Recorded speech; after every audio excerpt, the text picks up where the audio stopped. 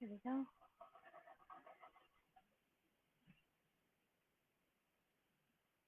Awesome. Hi, welcome. Good morning, good afternoon, good evening, wherever you're tuning in from. Welcome to another edition of SIC Maui Talk Stories. And I'm Seychelle, and I'll be hosting again today. And we have another really fun topic. And you'll see my dog wandering around in the background because that's what he likes to do. Today we want to talk about cross training for paddlers.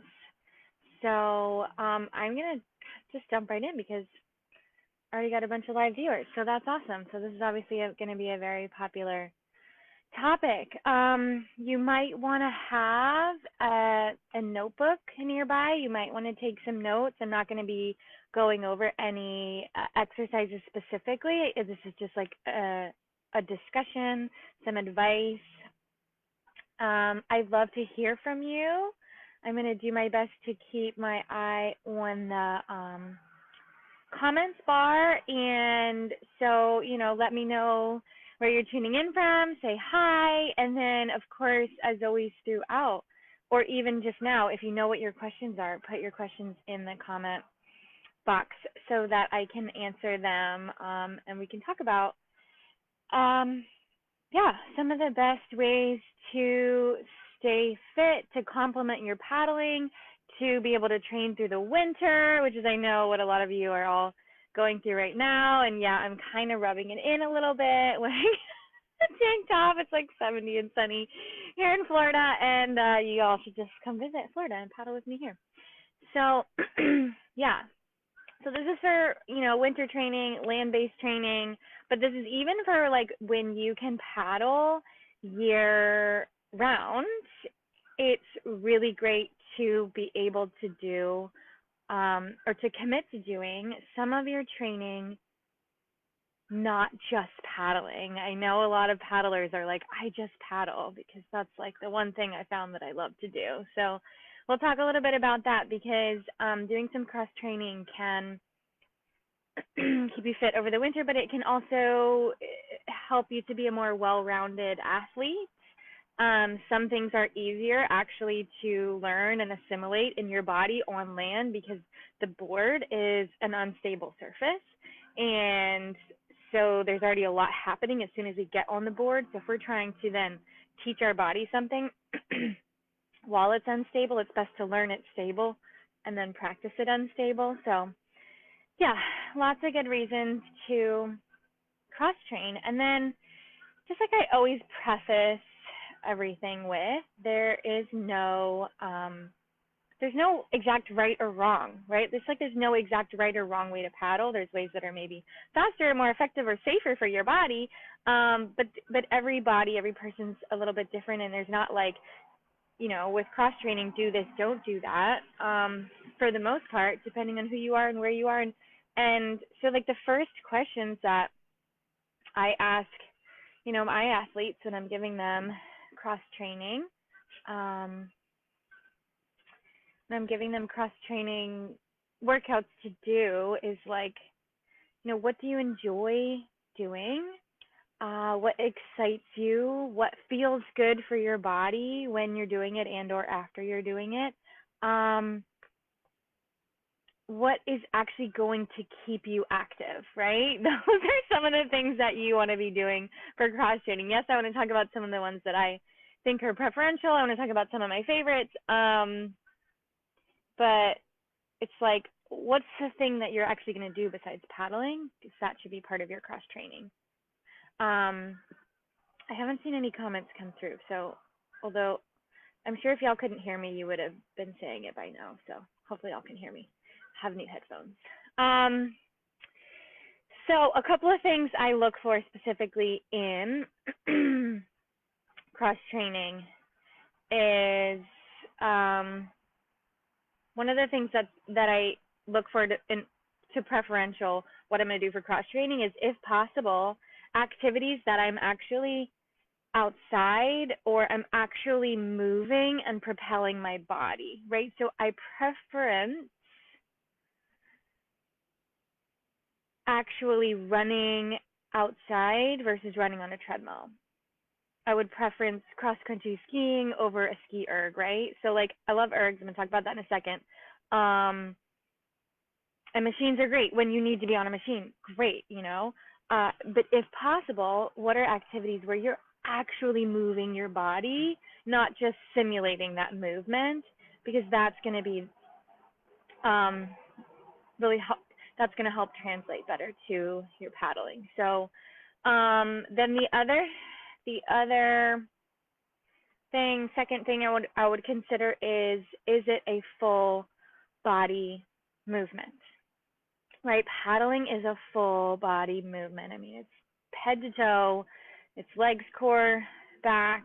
And so when I'm choosing cross training, I want to choose activities that are, you know, similar full body or similar muscle groups as paddling. So one of the best, although ironically one that I've never done, is cross-country skiing, because it does really simulate that set and pull momentum that you are doing with your hips when you are paddling. It's using a lot of similar muscle groups. One day I'll try cross-country skiing. I'd love to hear in the comments if anybody here, if you love cross-country skiing or you love any of these ones that I'm going to mention. I personally really love running. That's definitely one of my favorite cross training activities, and doing it outdoors, of course. And there's swimming is one of the best, full body, really connects you to body mechanics, to moving, you know, body propulsion. And it's one that you can do year round because up north you have pools indoors. And then there's the ergs, right? So there's the ski erg, there's the rowing erg. I actually really love the rowing erg because, again, full body, legs, core, back, just like I am when I'm paddling, and actually in that order too. So so ergs are great. And then, you know, biking's great too. Biking is kind of one of the last ones on the list. And if you love biking, great. It's just that for me, it's like it's not as much full body, and I guess running really technically isn't as much full body either, but there's still more posture and core. And maybe you guys could correct me if I'm wrong, because I'm not a cyclist, but to me it doesn't feel as that it translates as well to those two things that I talked about, which is full body and similar muscle groups in choosing cross training. So that's cross training for cardio. What are your favorites? I want to hear which ones do you love that I missed. Maybe you love dancing. Maybe you love, I don't know, tell me what you love doing for cardio, cross training. And in terms of like what type of, you know, cardio to be doing, you can do similar training, similar intervals as you would do on your board, right? The best type of cross training activity is actually going to be one that you could perform in a similar way that you would be performing on your board in terms of intensity, in terms of heart rate and breathing, respiration, all of that. However, if you're not there with any other discipline, you can slowly build up to, right? You don't want to, like, if you've never been on a rower, you could paddle for an hour, no problem. You don't want to just jump on a rower and think I'm going to row for an hour, no problem. That's really going to hurt. So you definitely, if it's something new that you haven't trained before, a new discipline, rowing, biking, running, swimming, you're going to start at a percentage of what you're used to doing on the board, and you're going to build yourself up. And or another fun way that I like to do it is I'll mix it up, right? So like if I am using machines in the gym, or even like some outside and some in the gym, like you could do 20 minutes on the rower, 20 minutes on a bike, 20 minutes on a treadmill, right? So you're not like an hour on something you've never done before. So you always want to listen to your body and build up slowly, which is over time more fast than building up too quickly and straining and getting injuries and then having to rest and recover and all of that. So if you're not sure about how you would build up on a new discipline, that's something that you would want to seek advice from a coach. There's lots of fantastic ones out there. So in the winter, typically for most of us, this is our off season. I'm not sure if anyone's watching from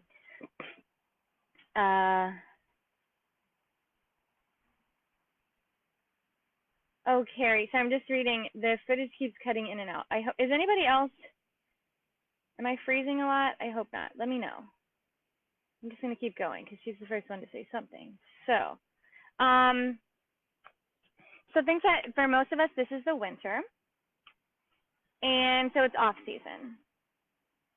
And if it's not off season for you, then you're going to be training very differently this time of year. But I'm going to speak mostly to Northern Hemisphere paddlers at the moment and say that in the off season or in the winter season, you're going to primarily be doing base building, so really low aerobic level work.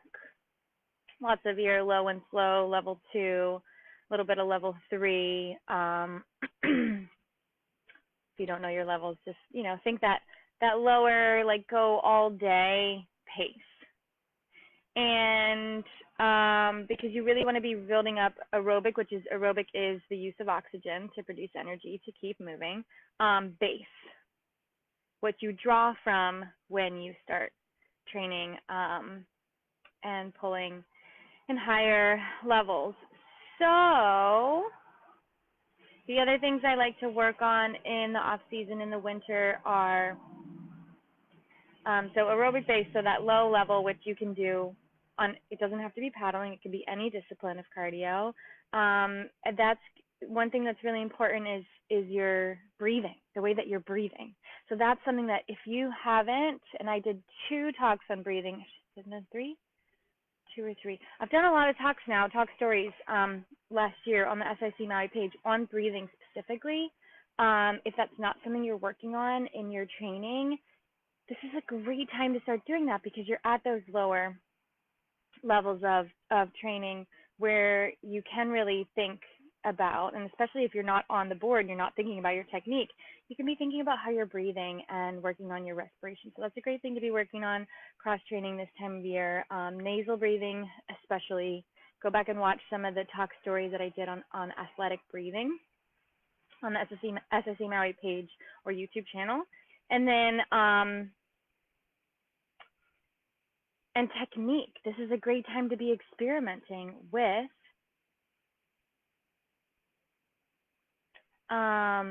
this is a great time to be experimenting with improving your technique, trying different things in your technique, maybe getting some coaching, maybe watching some videos, doing some video analysis with some coaches, and really trying to make some adaptations while you're in that low and slow phase when you're not trying to go fast. So again, that's if you're still paddling, but yeah, that's a great thing to be doing this time of year, and doing drills, paddling with resistance, that can slow you down. And because this is not the time of year where you're going to be, unless you have a peak event, unless this is a peak time of year for you, this is not going to be when you're feeling tip top, when you're worried about speed, when you're worried about intensity. You're not. You're just thinking about aerobic base. I'm going to talk in a minute about some other focuses, but in terms of cardio, it's base, and then it's breathing and it's technique and improving on the lower end. So I saw a few comments. I'm just going to pause for a moment and read those. So yeah, common to do the ski erg and rower. Definitely. I'm sorry for those of you that it's freezing. I hope that's not everyone. I hope it's coming through enough that you can hear me. I guess the Wi-Fi here. I had trouble last week. Just sometimes it's good and sometimes it's not. So yeah, if you do have questions, comments, these are great ones that that are coming through. Let me know. I'm happy to answer those. So let's see. The other main category that I like to focus for cross training, and again, this is off season, but this is throughout the whole season. I'm not just paddling. There's training that I'm doing off the board. And for me, a big part of that is strength training. So even though I'm strength training the whole season, in the off season, I'm focusing more on strength training. I'm focusing more, it's a great time to think more about your body mechanics, drilling in, right, the technique of how your body moves, because again, that's one of those things, especially body mechanics, that's a lot easier to figure out what you're doing on land, on stable surface, before you take it to the water. So strength and body mechanics, that foundational work is really helpful to be doing this time of year. And you can do it indoors in the gym. And I know a lot of paddlers like, I don't like the gym, I like going indoors. But try it, you know, and if you don't love it, you don't have to do it. But you might love it, and it might really help start to improve your paddling. So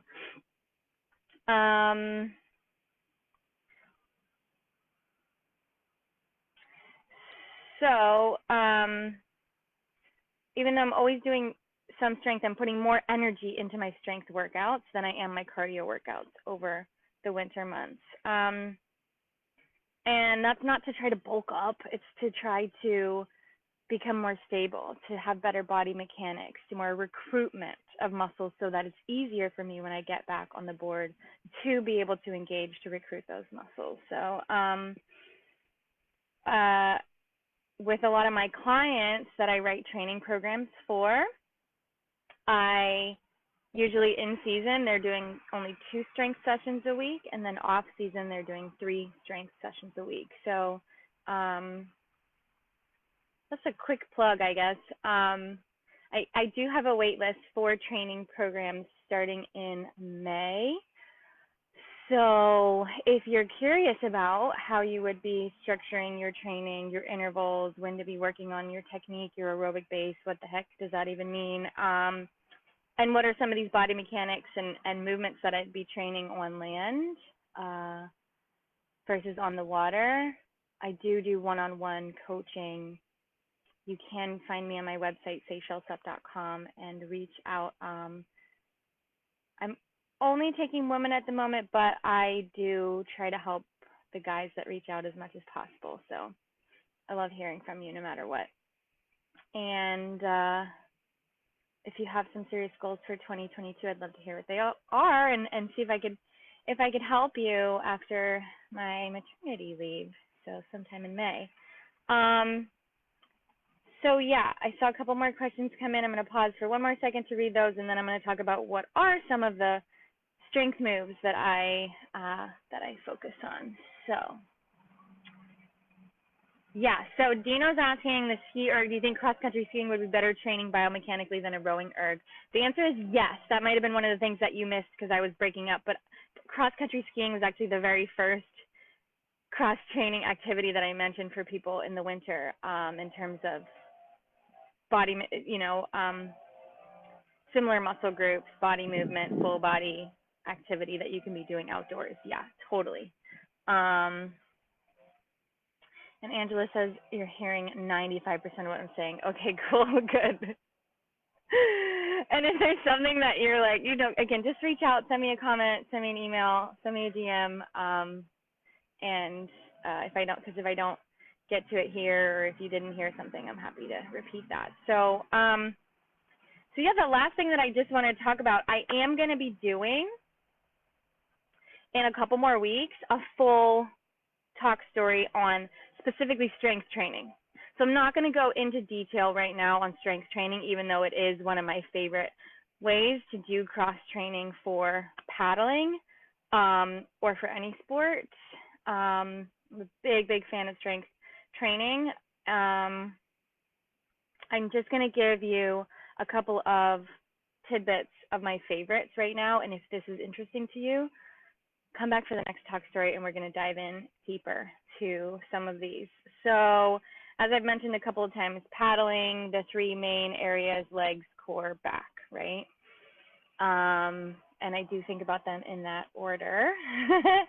And I do train the other areas of my body. Yes, I do upper body. Yes, I do chest and arms. And but the primary focus is legs, core, back, body mechanics to help paddle. So similar with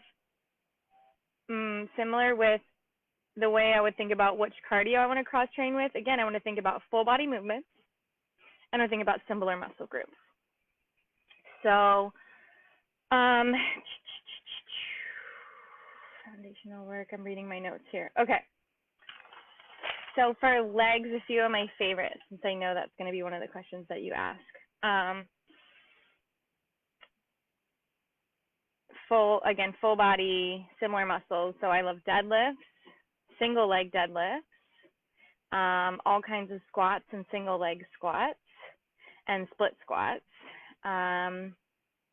glute bridges, extensions, just a lot of activation in the backs of the legs, because that's where the biggest driving muscle, the biggest muscle mover in our body is, the glutes, and that driving up. So that's those are really helpful ones. And single legs, of course, because we're unstable, we want to do unilateral work as well.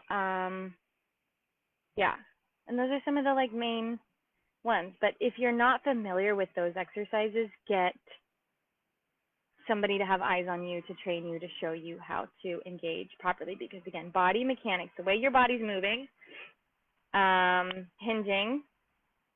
If you watch my talk on hip hinges, talked about deadlifts and kettlebell swings, how you can practice those to help your hip hinging. It's really important, and it's also important for the safety of your body as well. So for core, all-time favorite, well, not my all-time favorite to do, but all-time favorite to that for training core stability and anti-rotation is, this is rotation, but core trains anti-rotation are planks and all variations of planks. So planks, of course, you have your standard forearm or high plank. Variations, I mean, there's side planks, there's planks with twists, side planks with twists, side planks with leg lifts, planks with arm taps, planks with, planks are awesome because training your core stability, which I talked about only on the women's group last week, training your core stability and your strength of your rotators and anti-rotational in the torso. So hanging would be my next favorite. Or core exercises, I shouldn't say ab. Core exercises would be anything where you're actually hanging, because you've got that engagement top to bottom for the whole torso. So those could be knees to chest, legs lift, legs over, right? But that hanging position with that proper shoulder engagement is going to be a great way. And if you can't do hanging and core at the same time, just practice some hanging. Breath. And every movement, every single movement that you do is a core movement when you focus on the way that you're breathing and the way that you're engaging. So like currently right now, for example, I'm pretty pregnant. I'm not doing a whole lot of core work, but every single thing that I do is core work because of the way I'm engaging, because of the way I'm breathing, and that's true for your cardio as well. So don't just think I have to do ab exercises. It is a lot about the way that you're moving your breathing that makes anything core. So back. Rows, pulls, pull-ups are some of my favorites. Single arm, again, that unilateral, single arm rows, single arm pulls, straight arm pulls, lat, think lat, lat, lat, lat, lat. And then some people like to think, oh, I got to strengthen my low back, but really I would just strengthen your core stabilization so that you maintain that neutral spine. So yeah, I already mentioned this. I do arms, I do shoulders, I do all the things, but they're like as accessory lifts to those major muscle groups. So ones that are really helpful for body mechanics and technique are hinges, proper hinges. You can watch my whole talk on that from a few weeks ago. IYTs, those are ones you definitely want to make sure that somebody's helping you engage properly. That's going to help get you out of your traps, and out of your upper traps and into your lower traps, the middle of your back, as opposed to being dominant up here. Foundation training, I'm doing a whole live talk tomorrow on Instagram on foundation training. That is amazing for spine health, body mechanics. Any balance work that you love doing is a great way to cross train. So that can be doing things on a Bosu ball, that can be practicing on an Indo or balance or Kumo board. And any rehab work that you've been given over the years from injuries, it's always a great time to be doing that, but especially when you feel like it's just a great time to be putting all of those things into practice. So that's pretty much what I got for today. I'm going to check once more for questions. Ask me your questions, anything to do with training, cross training. And yeah, reach out if you have questions about coaching. You can search SIC Maui Talk Stories on Facebook or YouTube for all of the chats that I've already done that I mentioned. I just want to say a huge thank you to SIC for having us here. If you're watching the replay, I do go back and check comments, so you can ask questions there, and I'll try and remember to answer them. But if you don't hear from me, reach out, directly. And but yeah, thanks SIC for having me, for supporting this platform to do these talk stories. I know y'all are really loving them. I really love them too. And we're doing about every couple of weeks. I love hearing your topics, what you want to hear about, requests. Those are always really helpful. And yeah, thank you all for being here, for sharing the last 30 minutes or so with me. And I hope you have a beautiful rest of your day, your evening. And I'll see you really soon.